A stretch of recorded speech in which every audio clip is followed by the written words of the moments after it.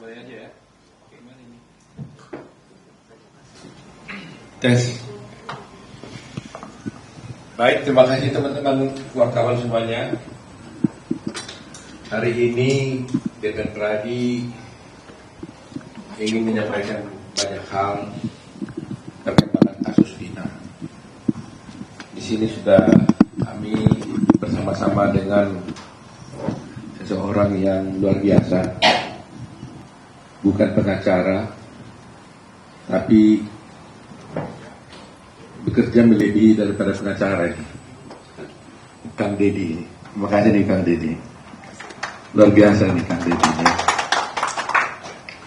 Saya bilang kalau dulu ada kasusnya Jessica Wongso, kalau Kang Deddy ada pada waktu itu mungkin sudah banyak bisa dituntaskan dalam kasus ini, karena Kang Deddy ini bertindak sebagai seorang lawyer, ya, seperti ya, bukan lawyer, seperti lawyer, dan juga seperti private investigator yang luar biasa. Teman-teman semuanya, kita sudah mengikuti perkembangan kasus Vina sedemikian rupa. Di media terjadi debat yang luar biasa. Ada yang mendukung si A, ada yang mendukung si B, ada yang mendukung si C. Ada yang mengatakan ada pihak penyidik yang salah, ada yang mengatakan pihak terpidana yang salah. Pradi mengambil posisi tidak mencari siapa yang salah dan siapa yang benar, tapi posisi yang kita ambil adalah kita ingin menegakkan kebenaran. Itu posisi yang Pradi.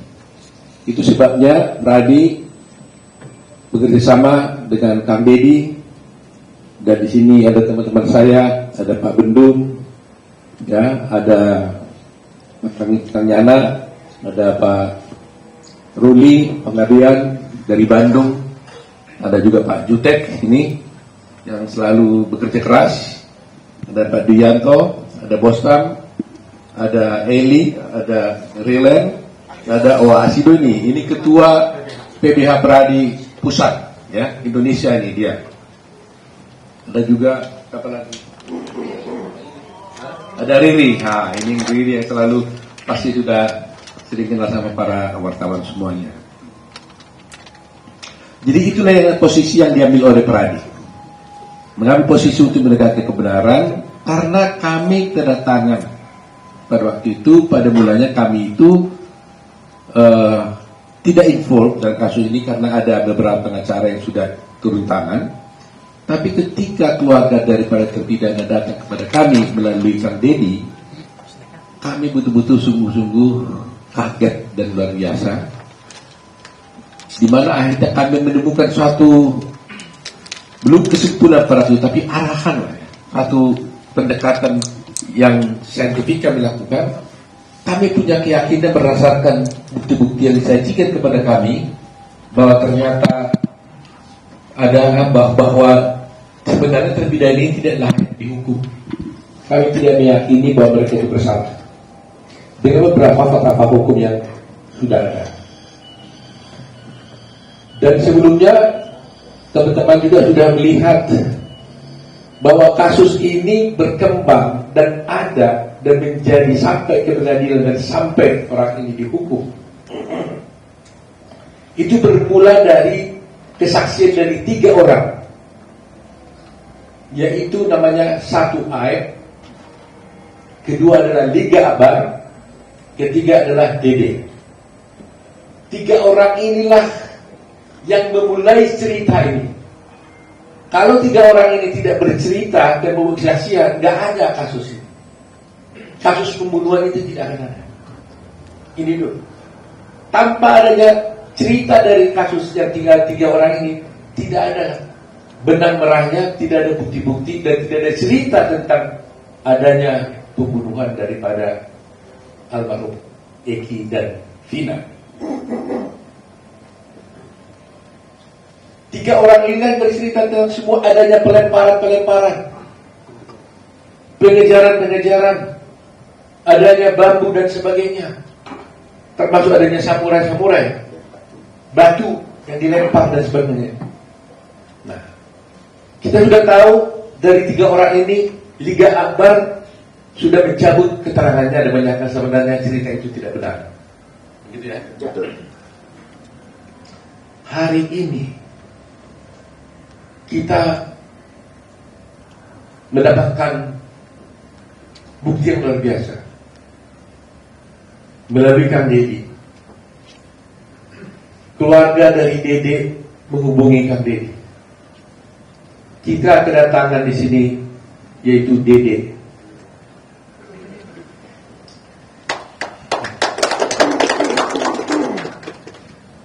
Kalau tidak ada Dede ini, tidak akan ada cerita pembunuhan Vina, almarhum Vina dan Eki.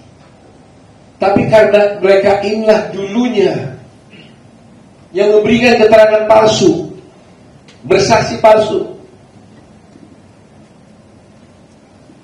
maka akhirnya 7 terpidana itu dihukum. 8 ya. Mereka inilah yang bercerita seakan-akan ada pelemparan batu, seakan-akan ada kejar mengejar, seakan ada bambu, pelemparan batu, yang mengesankan bahwa ada akhirnya peristiwa pembunuhan terhadap almarhum Vina dan Eki karena kesaksian palsu mereka. Tapi berdasarkan keterangan yang diberikan kepada kami dan dia nanti bisa kita tinggal cerita bahwa dia ternyata melakukan perbuatan itu karena terjebak sama Aib. Di mana Aib mengajak dia ke kantor polisi yang tadinya dia tidak tahu tujuannya apa. Sampai ke kantor polisi, ternyata dia disuruh memberikan keterangan palsu. Dia diarahkan oleh Aib bersama-sama Rudiana. Nanti kita dengar keterangan sendiri. Untuk menceritakan suatu peristiwa yang dia sendiri tidak tahu dan tidak pernah ada. Kepadanya diberitahukan nama-nama daripada 7 terpidana ini, yang pada mulanya dia yang sebenarnya dia tidak tahu siapa ini 7 terpidana ini, karena dia juga tidak kenal dengan orang itu. Akhirnya dia bercerita tentang cerita-cerita yang sudah dikemas, diarahkan oleh Aib dan juga oleh Rudiana menurut keterangan dia. Nah, oleh karena itu, sebelum kami sampai kepada kesimpulan dan tanggapan nanti, agar tidak ini salah, kami mau tanya dulu kepada Dede di hadapan para rekan wartawan. Betul Dede? Bagaimana ceritanya? Bisa saudara cerita? Bagaimana ceritanya Dede sampai bisa bercerita tentang adanya pelemparan para itu? Saya tanya dulu biar berurut ya. Kamu kerja di mana Dede? Cucian mobil Pak. Pada waktu itu ya? Ini pada waktu 2016 ya? Cucian mobil ya? Udah berapa lama kerja di sana? Kurang lebih 1 bulan. 1 bulan. Pada tanggal 27 Agustus 2016, kamu berada di mana? Posisi tidak masuk kerja Pak. Tidak masuk kerja? Tidak. Karena apa? 27 Agustus saya masuk kerja Pak. 27 Agustus masuk kerja. Ya. Kemudian tanggal 28 Agustus? 28 Agustus saya masih masuk Pak. Masuk. 29? Masuk Pak. Masuk ya. Kemudian saya mau tanya, kamu kenal nggak 7 terpidana itu? Tidak kenal sama sekali. Ya. Muka pun saya tidak kenal, nama tidak kenal. Muka tidak kenal, nama tidak tidak kenal. Sama sekali tidak kenal. Sama sekali tidak. Ya. Kapan kamu bertemu dengan Aib? Ya pada saat itu Pak, kerja di kerjaan saya mengenal Aib di kerjaan. Oh, Aib itu juga bekerja sama kamu Di situ. Nah, coba ceritakan bagaimana ceritanya Aib mengajak kamu ke kantor polisi. Awal mulanya malam Pak, Aib menelpon saya dan mengajak saya ke Polres. Tanggal 2 September. Tanggal 2 September. Malam hari sekitar jam 7-an. Saya antar lah, saya mikirnya kan orang rantauan Pak, karena nggak tahu daerah situ, saya antar ke Polres. Nah setelah dalam Polres saya tanya, mau ngapain di sini? Katanya buat keterangan saksi anaknya Pak Rudiana yang meninggal. Nah setelah itu saya tanya, emang mau ngapain, kan kita tidak tahu peristiwa itu. Nah udah, katanya nanti saya arahin, saya ikutin kalau kata saya kan. Dia bilang gitu. Nah terus Pak Rudiana datang lah. Saya tanya ke Pak Rudiana juga, Pak Rudiana mau ngapain, buat keterangan apa, saksi anak saya yang meninggal kan. Nah disitulah diceritakan saya nongkrong di warung. Kalau ke warung itu bener Pak, warung malam, hanya membeli rokok. Cuman ada segerombolan anak nongkrong, pelemparan batu, bambu, pengajaran, segerombolan motor ada di situ. Sebenarnya nggak ada Pak. Sudah diceritakan sebelum masuk BAP, sudah diceritakan. Jadi sebelum kamu bertemu dengan Rudiana, kamu kan diajak oleh Rudiana telepon katanya kan? Bukan saya ditelepon Pak. Saya ditelepon dengan Aep Pak. Ditelepon oleh Aep. Kamu diajak ke kantor polisi. Iya. Waktu kamu diajak ke kantor polisi, kamu tahu tujuannya itu apa? Belum tahu Pak. Saya nanyanya pas sudah masuk ke Polres Pak. Di dalam. Apa katanya waktu kamu diajak ke kantor polisi? Ya saya tanya pas di dalam, mau ngapain sih? Buat jadi saksi anaknya Pak Rudiana. Enggak, sebelum.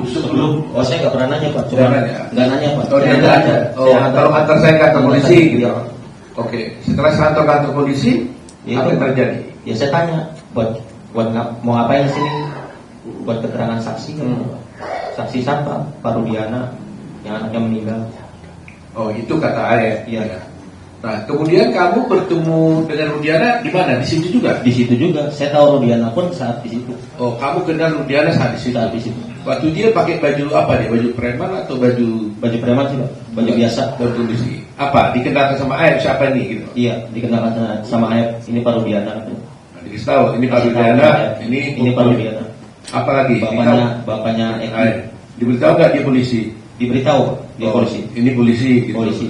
Jabatannya diberitahu pada waktu itu? Diberitahu Intel narkoba kan. Oh, itu narkoba katanya. Diberitahu gitu ya. Diberitahu. Nah, lantas apa kata Aep kepada kamu?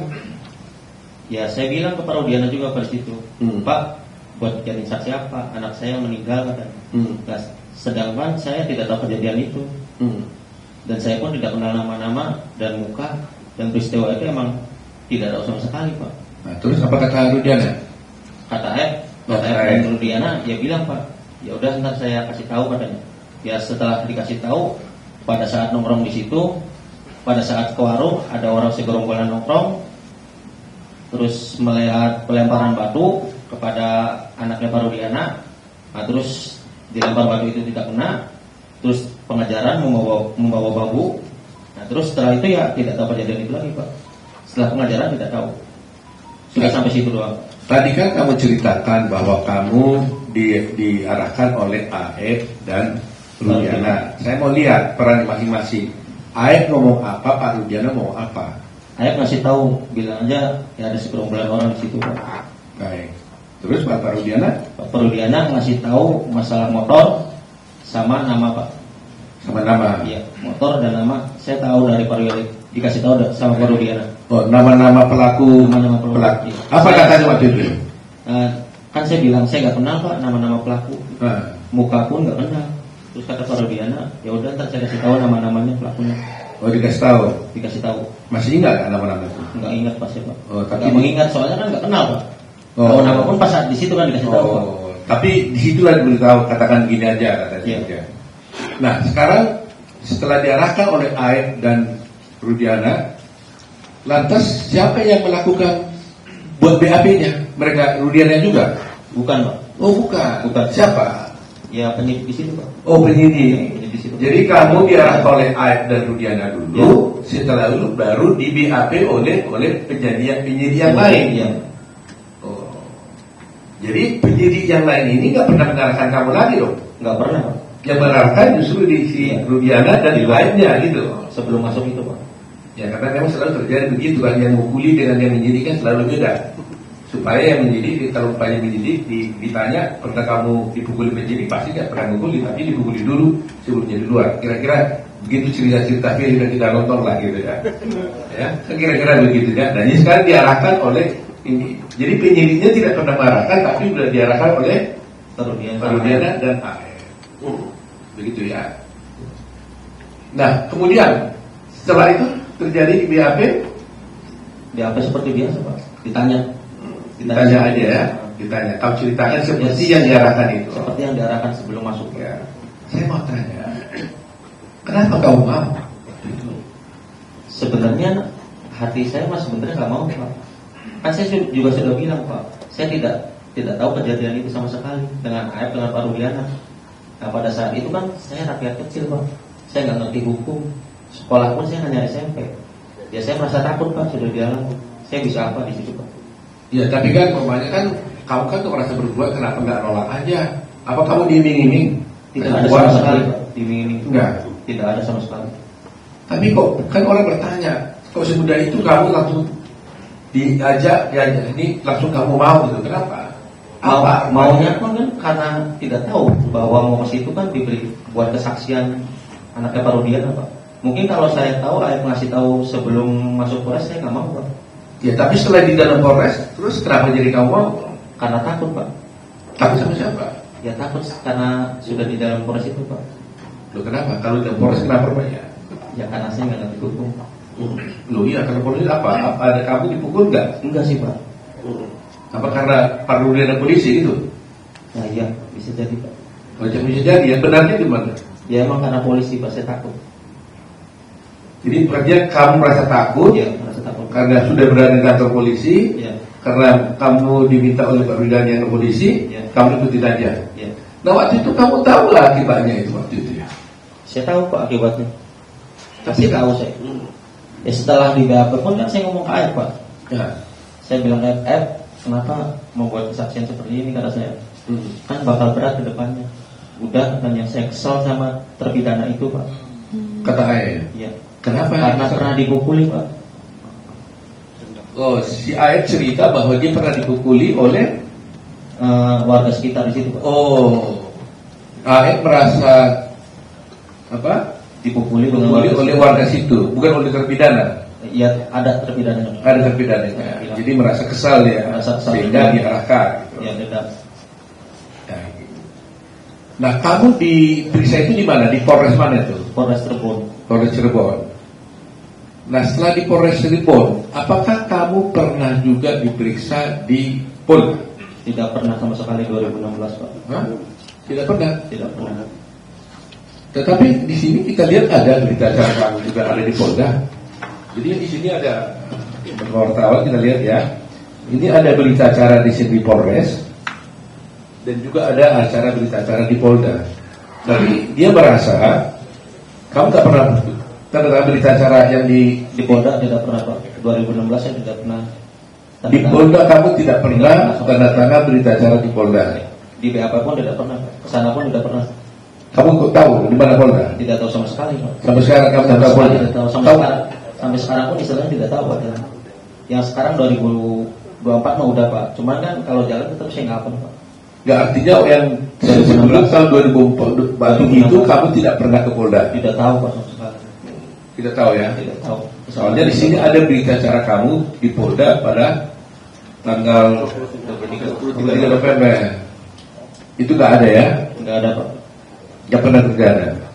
Jadi ini kalau begini ada parah begini ini, seperti yang kamu lihat di sini ini, tanda tangan ada nggak itu? Tanda tangannya pun agak beda Pak. Kamu nggak pernah tanda tangan ini? Iya disamain sama yang 2016 di Polres itu Pak, beda Pak. Oh gitu. Tapi kamu intinya kamu tidak pernah tanda Tidak tangan. pernah. Dan di sana pun tidak pernah Pak. Di BAP pun di Polda tidak pernah 2016. Baik. Hanya di Polres Cirebon. Saya mau tanya lagi. Kamu pernah disumpah nggak oleh polisi? Tidak pernah sama sekali. Hah? Tidak pernah. Nggak pernah. Kemudian kamu setelah kejadian ini, kamu pernah hadir di pengadilan tidak untuk bersaksi? Tidak pernah sama sekali. Kamu tidak pernah datang di pengadilan dan tidak pernah menjadi saksi di pengadilan pada waktu itu? Tidak sama sekali Pak. Kalau untuk keterangan Pak Jutek gimana tuh? Dia belum keputusan pengadilan, dia Benar ada kata-kata di situ bahwa dia ada memberikan keterangan di bawah sumpah. Iya, di Dalam putusan. Dalam putusannya. Jadi di dalam putusan, kebetulan Pak Jutek yang lihat ada, bagaimana Pak Jutek jelaskan? Ada Memberikan keterangan di bawah sumpah. bahwa DD ini memberikan keterangan di bawah sumpah. Ya. Ada dalam putusan. Ada. Padahal dia sendiri tidak pernah datang di pengadilan dan tidak pernah memberikan keterangan apalagi di bawah sumpah. Begitu ya Pak? Iya. Nah ini menjadi, jadi ini yang menjadi masalah kita ini. Jadi di pengadilan pun ada putusan menyatakan dia adalah memberikan keterangan di bawah sumpah, padahal dia sendiri tidak pernah datang di pengadilan, apalagi bersumpah. Saya mau tanya, kok kamu nggak datang di pengadilan? Kenapa kamu diberi berita acara di Polres? Iya, Apa kamu nggak dipanggil pengadilan? dipanggil Pak. Ada surat panggilannya datang ke Oh ada. Ada. Terus keluarga datang? Nggak datang Pak karena takut. Cuma saya nanya Pak, pas surat datang, saya nanya ke Pak Rudiana, Pak ini gimana? Ada surat panggilan dari pengadilan, udah katanya nggak usah datang, biarin aja. Jadi ada panggilan dari pengadilan Ada. kepada kamu untuk melakukan tugasmu sebagai warga negara bersaksi di pengadilan, tapi kamu dilarang oleh, Dilarang oleh Pak Rudiana. katakan bagaimana saya? Tidak, Pak, ada surat pengadilan datang, kata saya. Bagaimana ini? Nah, kata Pak Rudiana, udah nggak usah datang, katanya, biarin aja. Jadi Pak Rudiana menurut dia itu tadi menyuruh tidak usah datang ke pengadilan. Ya. Jadi sekali sudah tahu tuh pasal apa yang dilanggar di situ kalau seperti itu kan. Melarang orang tidak datang ke pengadilan, padahal itu adalah kewajiban hukum dia. Tapi Rudiana menanti benar. Saudara tahu kenapa kamu dilarang datang ke pengadilan? Tidak tahu Pak, hanya bilang itu saja. Oh hanya bilang itu saja. Jangan datang, tidak perlu datang ke pengadilan. Datang, nah, aja. Pertanyaan saya terakhir ini, Dede. Bisa kasih dia kasih buka. Kenapa kamu tiba-tiba sekarang mau datang ke sini? Karena saya mikir merasa bersalah Pak. Ya selama 8 tahun pun sebenarnya saya mau jujur Pak, mau mengungkap ini sebenarnya Pak. Cuman saya bingung Pak, mau mengungkap ke siapa Pak? Pendamping pun saya nggak punya. Sebenarnya selama 8 tahun saya merasa bersalah Pak. Bayangin Pak, saya hidup enak di sini Pak, bisa kerja, bisa nikah istilahnya Pak, sama anak istri bisa bahagia, sedangkan dia di penjara seumur hidup Pak. Saya merasa berdosa selama 8 tahun, merasa Pak. Nah saya putuskan kemarin Pak, seminggu sebelum saya bertemu Kang Deddy, saya putuskan benar-benar Pak. Setekad saya harus bulat, saya harus menerima resikonya, apapun resikonya, entah ada hukuman buat saya terima Pak. Siapa yang menghubungi kamu datang ke Pak Dede? Inisiatif kamu sendiri atau Pak? Inisiatif saya sendiri Pak, tapi rundingan sama keluarga Pak. Teteh dulu. Oh jadi setelah lihat viral-viral begini, kamu rundingan sama keluarga? Rundingan sama keluarga. Apa? Gimana rundingan? Ya, Teteh Pak, sebelum 3 sebulan setengah viral itu Pak, Teteh pernah bilang Pak, Dek, apa datang aja kepada Pak Dedita? Kata saya bilang, nanti aja lah, karena saya belum siap Pak, masih takut dan bingung kehilangan pekerjaan Pak. Nah terus setelah dorong keluarga dorong terus, nah seminggu sebelum ke Pak Deddy, nah, tekad saya bulatin, fisik saya kuatin, saya bilang malam itu juga jam 11, saya bilang udah kontak Pak Deddy di Instagram, cuman tidak direspon Pak. Baru saya ke TikTok Ferry, Terus? ke TikTok Ferry, Teteh tuh suruh ke TikTok Ferry, terus direspon alhamdulillah Pak.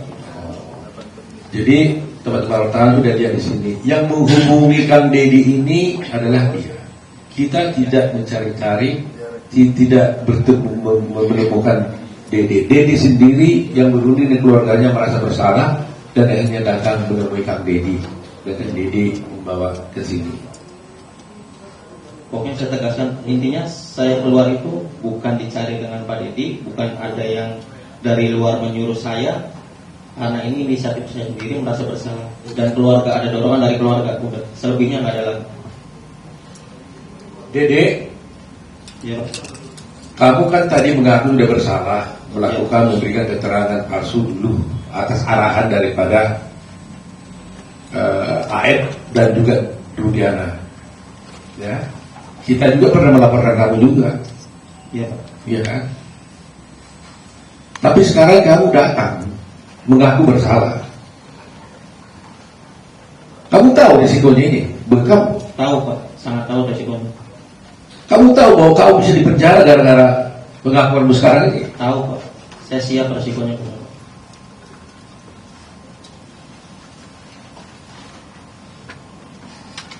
7 orang ini di dalam penjara gara-gara kamu. Iya Pak. Kamu bersedia nggak masuk penjara supaya 7 orang ini keluar? Sangat bersedia Pak. Yang penting intinya 7 terpidana itu saya mau keluar Pak, bebas. Seperti kehidupan saya kemarin Pak. Karena saya merasa bersalah. Meskipun kamu masuk penjara, Siap Pak. Meskipun saya masuk penjara menggantikan 7 terpidana itu, saya siap Pak. jadi kau siap 7 orang keluar, kamu masuk penjara Siap, saya siap Pak. karena kau merasa bahwa mereka masuk penjara gara-gara kamu. Karena saya Pak.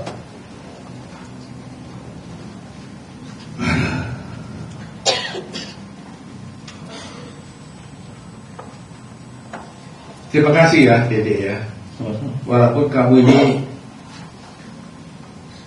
sudah berbuat salah, tapi Tuhan menolong bahwa kamu bisa dibuka hati pikiranmu untuk menegakkan kebenaran. Kalau kamu tidak bisa datang di sini, bayangkan mereka itu akan ada di sana seumur hidup. Seumur hidup. Semula keluarganya bukan teraniaya semua. Dan keadilan menjadi tidak tercapai. Republik menjadi hancur. Tapi dengan keberanianmu Dede, meskipun kau bersalah, ya saya harap di dalam hukum sebenarnya Dede, saya bisa jelaskan sedikit. Belum tentu juga kau bisa harus dihukum, walaupun kau bersalah. Karena di dalam hukum itu Dede, ada juga namanya alasan pemaaf, ada alasan pembenar, ya. Ada alasan penghapus untuk pidana dan sebagainya. Mudah-mudahan hakim nanti, kalau kamu harus diproses, ya, karena hukum ini kan ada yang formal. Formalnya kamu bersalah memberikan kesaksian palsu di pengadilan, akhirnya orang dihukum, akhirnya dihukum sampai seumur hidup. Apakah nanti pemanya dengan pengakuanmu itu mereka jadi bebas, kau tetap harus diproses pidana? Saya tidak bisa katakan apa-apa, tergantung kepada kepolisian dan juga pada pengadilan apakah memberikan hukuman pada kamu. Tetapi karena keberanian untuk berbuat baik, untuk bertobat, menyatakan kebenaran, kami tetap dari kerajaan akan bela kamu. Supaya jangan ada yang takut untuk bertindak menyatakan yang benar. Jangan ada yang takut.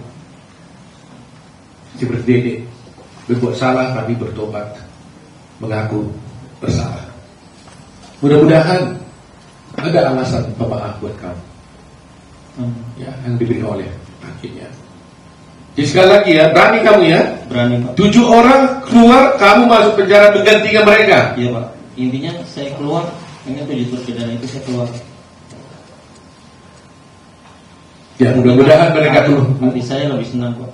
Mudah-mudahan mereka keluar, kamu juga nggak perlu masuk penjara. Amin. Tapi saya serahkan kepada hukum dan keadilan. Kita ada dia, terima kasih dia. Dedi ini hatinya apa ya, tidak tahan nih Bang Dedi. Melihat mata begini, kita para lawyer, hati kita sudah berkali-kali sering digini. Jadi sampai air mata kita udah habis, karena kita sudah sering melihat kejadian-kejadian seperti ini. Belum kita sudah lihat tragedi bagaimana Jessica Wongso, sekarang Dede. Saya nggak tahu masih akan ada lagi nggak kasus lain yang bisa terbuka seperti ini.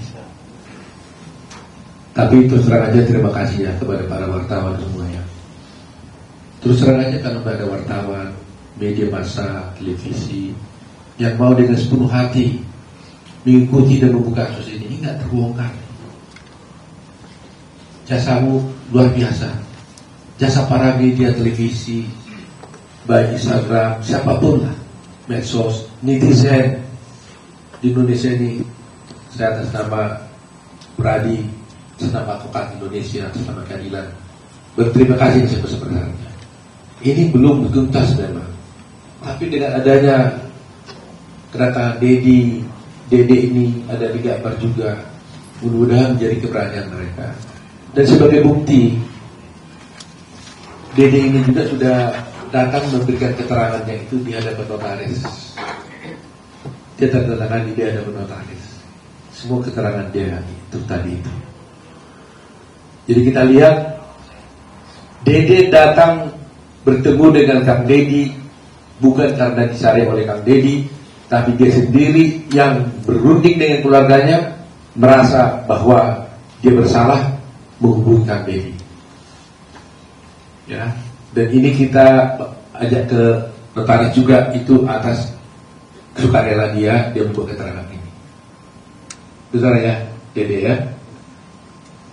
Artinya dia firm, yakin betul. Nah, mari kita rakyat Indonesia menilai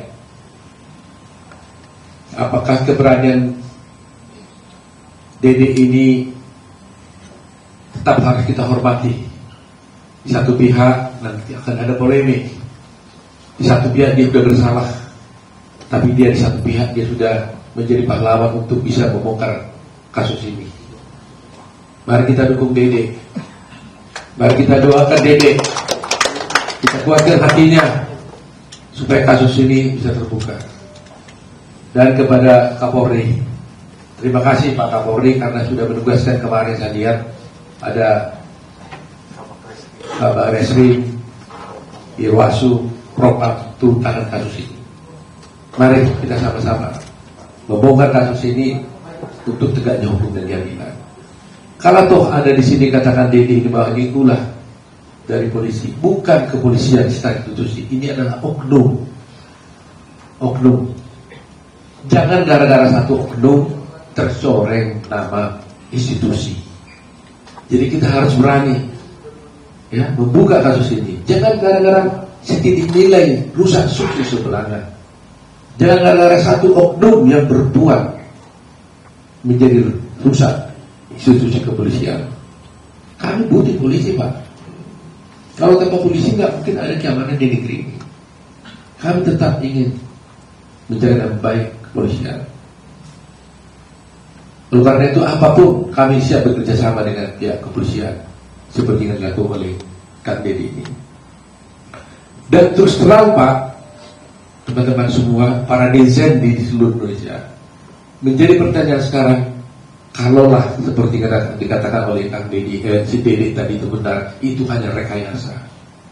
Menjadi pertanyaan kita sekarang, apa motifnya dibuat seperti ini? Apa motifnya harus dibuat cerita seperti ini supaya 7 orang ini jadi terdakwa, dihukum seumur hidup? Toh mereka bukan jenderal, bukan orang kaya, bukan politisi. Mereka bekerja hanya kuli bangunan. Apa motifnya? Ini juga mestinya diungkap. Apa motifnya? Kenapa harus seperti itu? Mengarang cerita, mengorbankan banyak orang, membuat negeri kita geger begini luar biasa. Apa motifnya? Nah itu mungkin tugas kepolisian nanti yang bisa mengungkapkannya. Jadi itulah mungkin keterangan kami, mungkin kalau ada Kang Dedi sampai di sana.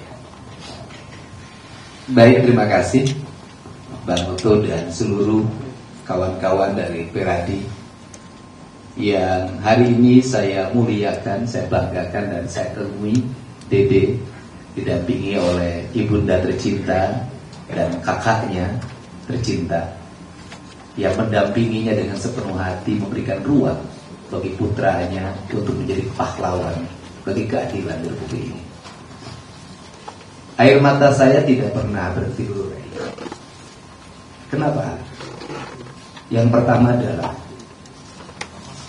yang dipenjara seumur hidup itu kuli bangunan, rakyat kecil, strata hidup yang sosial yang paling rendah di Indonesia dari sisi pendapat. Yang dibuat untuk memberikan kesaksian palsunya juga kuli bangunan, rakyat kecil juga. Saya dari tadi bertanya besar, kenapa yang dipenjarakan orang tidak berdosa, yang mempenjarakan jadi saksi palsunya adalah orang tidak berdosa? Kenapa rakyat kecil selalu jadi korban dalam setiap kepentingan perorangan? Pasti ada pertanyaan besar. Kenapa mereka tidak bersaksi? Kenapa mereka 8 tahun bungkam? Problemnya itu hanya 2 setelah saya telusuri. Yang pertama adalah mereka punya rasa takut yang tinggi karena tidak adanya pendampingan hukum bagi mereka. Mereka merasa kalau muncul siapa yang akan jadi pembelanya, harus bayar dari mana uangnya. Yang kedua, mereka juga rasa takut apabila berurusan dengan hukum, berurusan dengan penegakan hukum. Mereka kehabisan waktu untuk memberikan kesaksian di berita acara. Mereka kehabisan waktu untuk menjadi saksi di pengadilan. Waktu itu bagi mereka adalah uang untuk beli beras. Waktu mereka adalah uang untuk beli token listrik. Waktu adalah mereka uang untuk bayar anak-anak sekolah mereka. Dan waktu adalah uang untuk kehidupan mereka dalam setiap hari. Perjalanan ini Bang Oto bukan hanya perjalanan hukum material. Saya memandang dari tadi ini adalah perjalanan spiritual saya.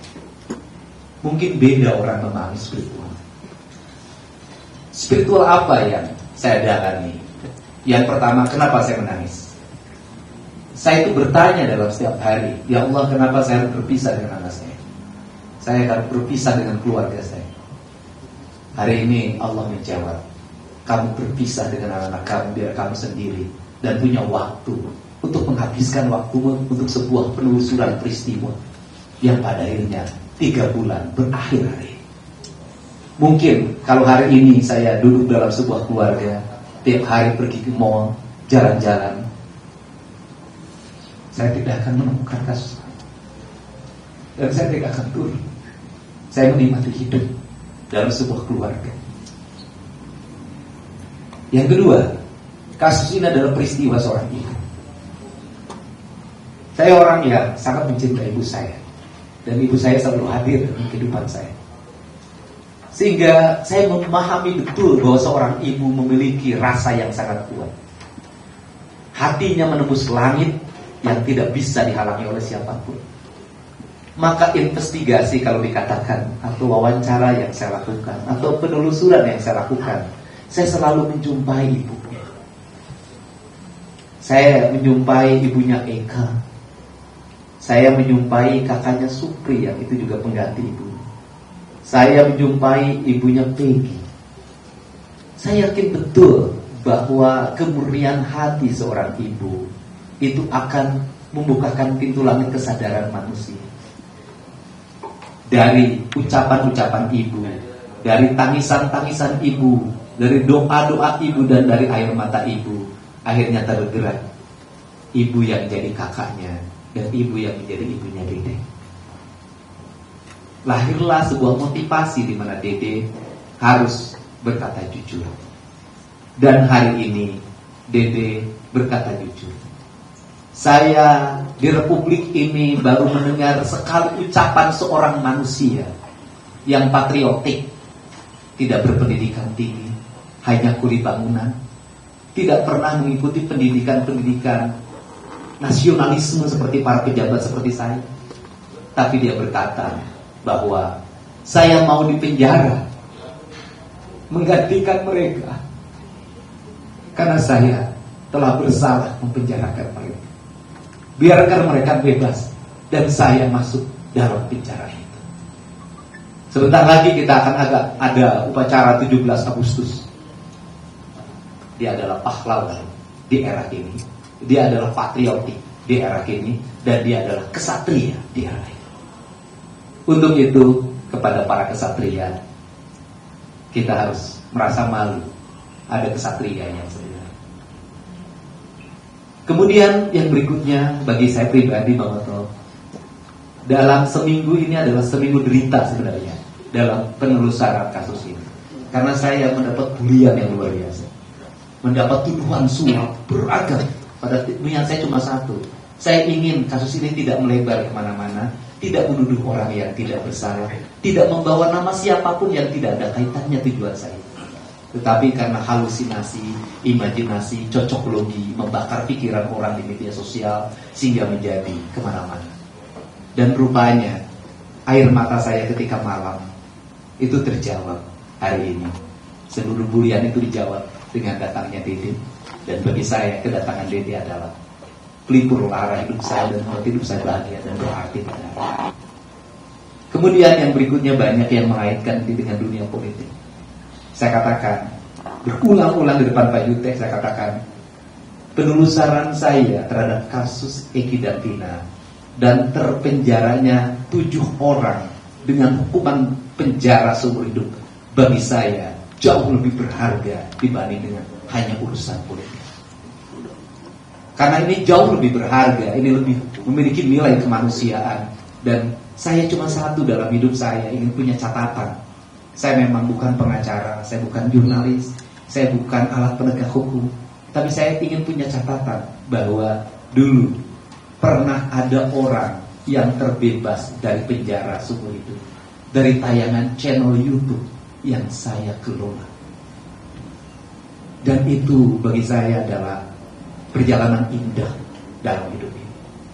Untuk itu saya mengucapkan terima kasih pada keluarga besar Peradi, pada para netizen di seluruh Indonesia dan di luar negeri, kemudian keluarga para terpidana yang mau sabar, kemudian juga keluarga Sakatata yang hari ini akan memasuki PK, kita doakan juga PK-nya dikabulkan, dan pada media yang hari ini terus kritis dan bersikap objektif agar keadilan negeri ini terungkap. Dan saya mengucapkan terima kasih buat Pak Kapolri, buat Pak Kabar Eskrim, buat Kapolda Jabar, buat Direskrim Polda Jabar atas berbagai atensi dan keterbukaannya, sehingga kebenaran dari kasus terbunuhnya Eki dan Tina itu sebentar lagi akan terbuka dan berakhir cerita. Saya ucapkan terima kasih buat Pak Joko Widodo, Presiden Republik Indonesia, dan buat Pak Prabowo Subianto yang menjadi spirit dalam kehidupan saya dengan sebuah kalimat yang selalu terngiang dalam pikiran saya. Bantulah banyak orang apabila kamu mampu membantunya. Apabila tidak bisa membantu banyak orang, bantulah sedikit orang. Apabila tidak mampu membantu sedikit orang, bantulah satu orang. Apabila tidak mampu membantu satu orang, jangan bikin susah orang. Semoga keberadaan saya tidak membuat orang susah. Terakhir penekanan saya adalah negara ke depan harus melindungi kesejahteraan publik. Karena dari rakyat yang tidak sejahtera itu membuat mereka tidak bisa berkata objektif. Untuk itu, apa sih yang mereka gelisahkan ketika ada sebuah kasus? Takut kehilangan pekerjaan, takut anak-anaknya tidak sekolah, takut tidak kebeli beras. Ketika kita tampil untuk menjamin berasnya, menjamin ongkosnya, menjamin kehidupan anak-anaknya, mereka pada akhirnya akan bicara yang sebenarnya. Itulah bedanya rakyat kecil dengan kita yang besar. Kalau yang besar sudah cukup, juga tetap tidak jujur. Itu saja, saya ucapkan terima kasih untuk semuanya. Semoga peristiwa ini adalah menjadi peristiwa catatan penting dalam hidup kita dan sejarah hukum Indonesia. Semoga peristiwa Vina dan Eki dan terpidana 8 orang tanpa kesalahan yang memadai itu adalah peristiwa yang terakhir dalam kehidupan hukum Indonesia. Saya ucapkan terima kasih. Terima kasih Kang Deddy. Ada teman yang mau sampaikan? Cukup? Baik, sebelum kami tutup, saya ingin sampaikan bahwa penghormatan terhadap hak asasi manusia itulah yang harus kita tegakkan terus.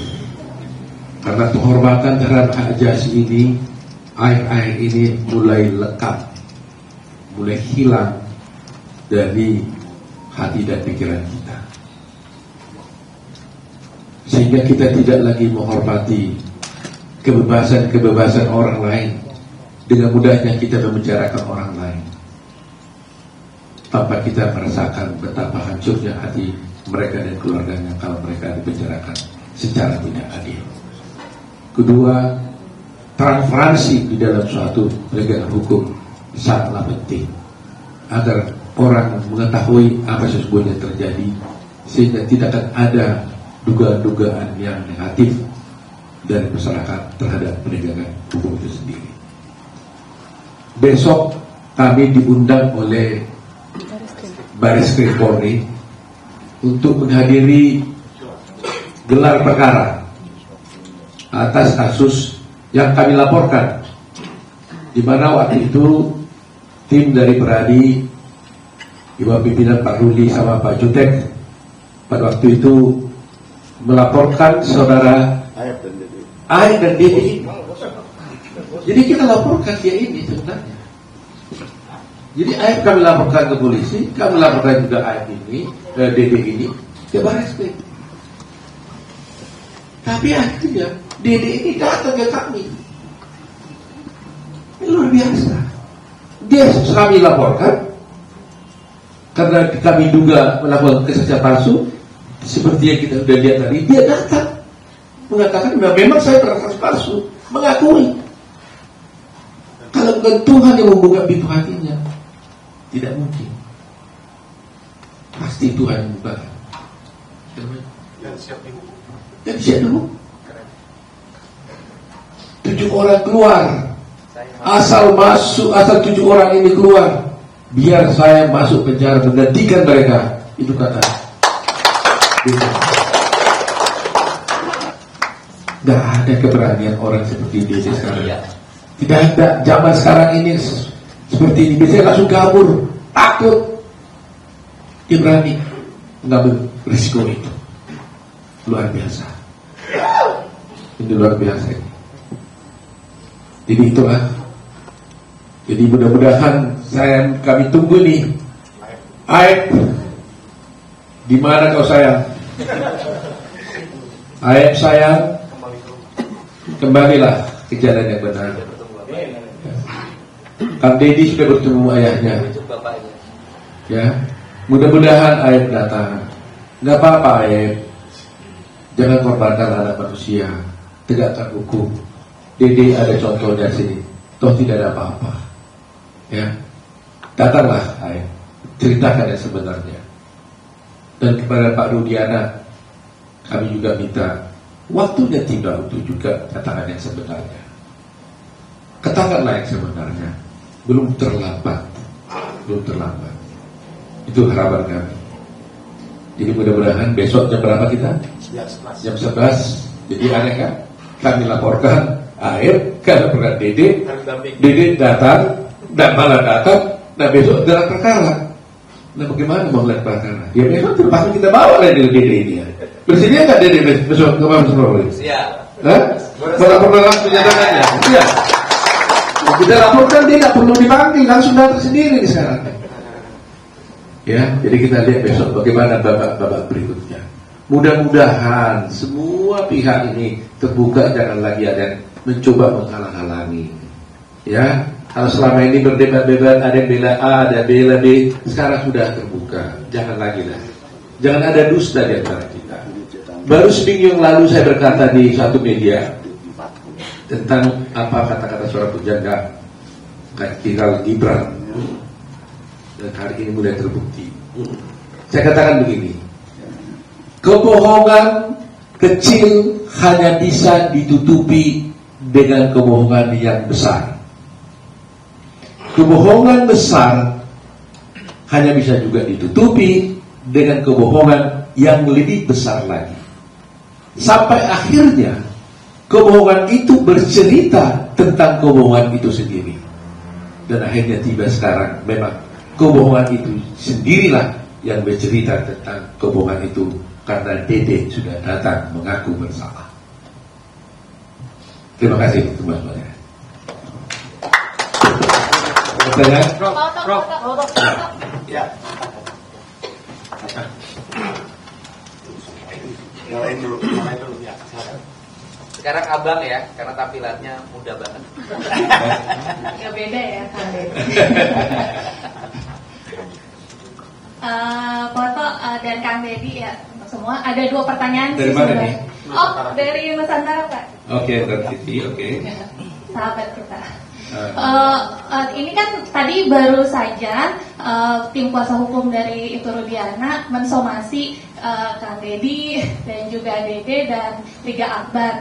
Nah, itu bagaimana tanggapannya dan juga dari sisi kuasa hukum. Terus yang kedua adalah Pak Rudiana itu menyatakan bahwa dirinya tidak bisa mengungkap atau tampil begitu ya untuk memberikan klarifikasi karena alasannya dia masih sebagai polisi aktif begitu Pak. Apakah itu dari sisi hukum bisa seperti itu? Karena kan sebagai polisi pun harusnya dia kan berpegang di pada hukum dan mereka pun mempunyai, bahkan dia sekarang mempunyai tim kuasa hukum sendiri. Apakah mungkin seperti itu? Begitu, Pak. Terus terang aja ya, Kak Deddy udah terima somasi? Belum terima somasi. Deddy udah terima somasi? Belum ada itu somasinya tuh. Masih terbuka tadi, Prof. Sudah terbuka. Bilang apa dia? Oh, iya, Karena tidak tahu Bilang apa? alamatnya gitu. Karena tidak tahu alamatnya ya. Jadi Hah? masih terbuka. Cuma terbuka untuk bilang apa somasinya? Apa ya? terkait apa itu hoax gitu loh. Oh, bahwa yang dikatakannya itu nggak benar. Iya, betul. Bagaimana dia udah ngomong sendiri kok nggak benar gimana? Nah, tanggapannya Kan dia menceritakan apa yang dia alaminya, dilihatnya sendiri, diketahui sendiri. Bagaimana bisa dikatakan hoax? Iya kan? Dia mengatakan saya memberikan keterangan yang tidak benar atas arahan dari siapa? Pak Rudiana dan AE, ya kan? Pak Deddy ini justru harus juga yang pahlawan mau membongkar kebenaran kok jadi disomasi. Salah Kang Deddy apa? Merekam, Hah? memvideokan dan mempublikasikan keterangan Dede. Soal Kalau gitu saya investigasi kena juga. kemaki lagi dong dari saya. Investigasi, jadi Hah? Kang Deddy itu melakukan investigasi penelusuran gitu. Katanya dadakan. Loh itu kan kewajiban seorang warga negara, bukan hanya hak. Wajib kita, bukan wajib lah, hak dari warga negara ya. Ya hak bukan kewajiban, hak dari warga negara. Ya, dan harus berterima kasih kalau ada seperti ini. Kecuali investigasinya itu melanggar hukum, kan tidak ada pelanggaran hukum. Kang sudah tadi katakan Dede datang menghubungi Kang Deddy. Ah, di sini ibu tanya, betul ya Bu ya? Iya. Ini kakaknya yang Ini datang ke kakaknya rumah saya. datang ke rumah Kang Deddy kan, minta tolong pada Deddy supaya ini dibantu menjelaskan, gitu ya? Terus apa yang salah? Yang kuasa hukumnya siapa yang mensomasi? Elsa Sarif. Hah? Elsa Sarif. Terakhir itu apa itu? Elsa Sarif. Elsa Syarif Oh, Elsa Sarif. kuasa hukum. Ya saya pikir supaya jangan salah kami tunggu dulu lah ya. Biar Kang Deddy nanti lihat dulu somasinya. Takut kita berlebihan menanggapi ya. Kami baca dulu dah. Kami belum mendengar tadi itu. Tapi Kang Deddy dan Dede sendiri disuruh minta maaf ke media gitu Bang. Ya saya tanya aja ke Deddy-nya. Mau minta maaf tidak? Yang pertama ini saya ceritakan kronologis ya. Yang pertama itu kakaknya Dede datang ke rumah saya, minta bertemu, tetapi tidak boleh ada rekaman apapun. Dan saya bersedia untuk menerimanya bicara, mendengarkan apa yang terjadi. Nah setelah kakaknya menyampaikan, datangnya itu hari Sabtu ya. Hari Sabtu datang ke saya, ketemu jam 9 pagi. Nah kemudian saya nanya balik, Dedenya di mana? Dedenya sekarang lagi pulih bangunan di BSD Tangerang. Video call. Saya ini orangnya itu selalu ingin ngambil tindakan cepat. Karena bagi saya 1 detik 1 menit itu kesaksian penting, dan 1 detik 1 menit itu ancaman berbahaya. Sehingga pada waktu itu juga Dede saya jemput, oleh tim saya dijemput. Kemudian dengan nggak usah takut urusan kulit, di tempat saya kuliah banyak. Dede tenang aja, ketemu saya. Setelah ketemu saya, langsung tidak ada bla-bla, saya jalan, Dedi jalan, itu langsung ketemu dan langsung saya rekam. Jadi apa yang tayangan di media, channel YouTube saya, gak ada itu rekayasa, semuanya lahir secara alamiah. Tidak ada rencana apapun. Dia bercerita, dan saya sampai ganti-ganti tempat karena waktu itu lagi ada pengajian, jadi suaranya kurang kerekam. Nah, Dede bercerita apapun. Nah, kemudian maka saya menyampaikan tidak ada satu detik pun yang dipotong dan tidak ada kalimat tambahan yang dibuat. Itu ciri khas channel yang saya buat, tidak pernah. Dia kalau 30 menit ya 30 menit, ya kalau 23 menit ya 23 menit, itu pas.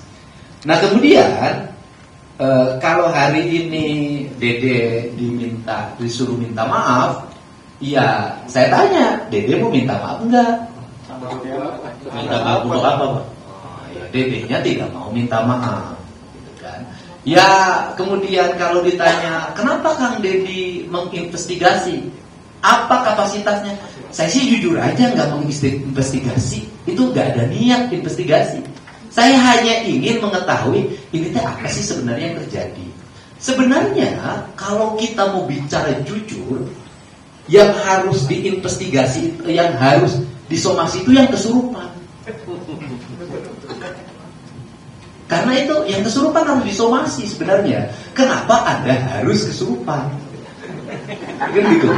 Dan kemudian karena yang pertama itu kan bahwa peristiwa ini pembunuhan kan dari kesurupan.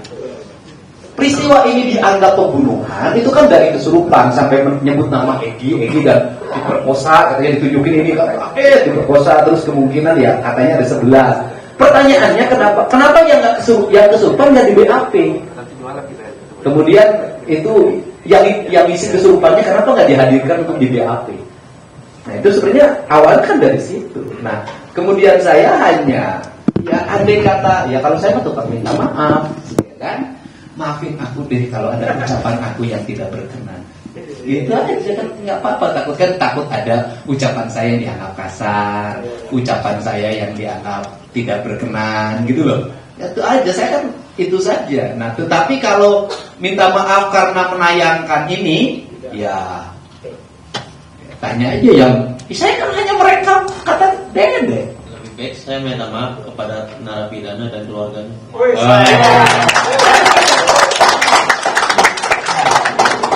Ya Pak, silakan Pak. Waduh, saya nggak bisa jawab. Saya kira udah itu jawabannya lah dari semuanya lah. Kita nggak usah tambah-tambah lagi deh. Bapak lihat sendiri kan, spontan dikatakan lebih bagus kita bahas narapidana. Ya, kalimat kuncinya satu aja kok. Dia tidak kenal siapa yang narapidana ini. Dia nggak pernah bertemu, dia nggak pernah kenal, dia nggak tahu namanya. Tapi dia bisa bercerita dengan orang itu aja. Saya kira kalimat kuncinya lah. Ya. Jadi sudah kita dengar tadi, saya kira kita nggak usah panjang lagi. Lebih bagus Dede katanya minta maaf kepada 7 terpidana daripada Pitra dan Elsa dan Palmira dan Aib. Daripada Pitra, Elsa dan Rudiana dan Aib itu. Ya itu aja. Kita ya buat apa katanya. Jadi saya kira mari kita dukunglah kebenaran kita ini ya kepada semua pihak ya. Mari kita bekerja sama. Yang soal Pak Rudiana nggak mau klarifikasi karena dia masih berstatus polisi aktif, gimana dari? Ya kalau dia merasa nggak mau klarifikasi ya hak dia lah. Ya kalau dia nggak mau klarifikasi kita nggak usah paksa, ya kan? Ya pasti kami tetap proses hukumnya kan berjalan, ya kan? Jadi kita sekarang di besok gelar perkara kita akan sampaikan. Saya yakin dan percayalah pihak kepolisian juga sudah memahami masalah ini. Ya, tinggal cari waktu yang tepat dan jalan yang tepat untuk bisa menyelesaikan perkara ini. Tetapi mata seluruh Indonesia, rakyat Indonesia, hatinya nggak bisa dibohongi, nggak bisa ditipu, ya. Sudahlah, ya. Sudah cukup, ya cukup. Jangan bikin lelah Indonesia. Iya, jangan bikin lelah Indonesia. Sudah cukup lah, ya terlalu dramanya jangan terlalu panjang. Ya. Tadi udah katakan, jangan sampai kebohongan itu bercerita tentang kebohongan itu sendiri. Ya, Jadi saya kira itu cukup lah. Jadi kalau saya kira tidak ada lagi yang bisa saya sampaikan. Ada kita ya? Ya. Ini kan Dede dilaporkan ya. Terus sekarang menjadi kliennya atau gimana? Ada beda. Yang lapor, jadi gini, kita coba dari Peradi ya. Nanti kita akan pikirkan bagaimana caranya untuk menyelesaikan persoalannya. Ada ilmunya lah. Ya, ada caranya lah. Karena kami juga tidak boleh melanggar kode etik. Tapi demi kebaikan kita akan tetap bela dia. Caranya belanya, siapa yang bela itu nanti kita bisa. Tapi yang pasti kami merasa terhormat, tertolong, negeri ini merasa tertolong karena dia mau hadir tanpa kita panggil dan mau menunjukkan kebenaran itu. Saya kira itu saja. Ya. Barangkali teman-teman masih ingat kalimat spontan saya ketika di Bareskrim. Kau yang memulai, kau yang mengakhiri, kau yang menyalakan, kau yang harus memandang. Ini Pak. Ya, cukup ya. Teman-teman. Ya.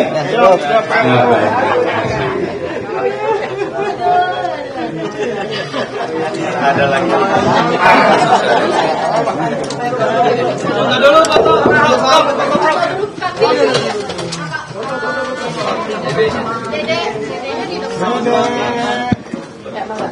Kanan. Kanan.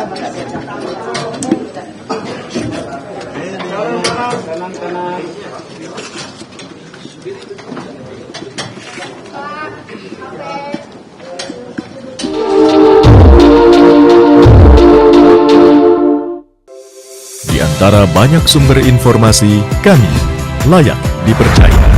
Karena kami menggali lebih dalam, berpihak pada kebenaran, berpegang pada data dan fakta, agar layak Anda jadikan referensi.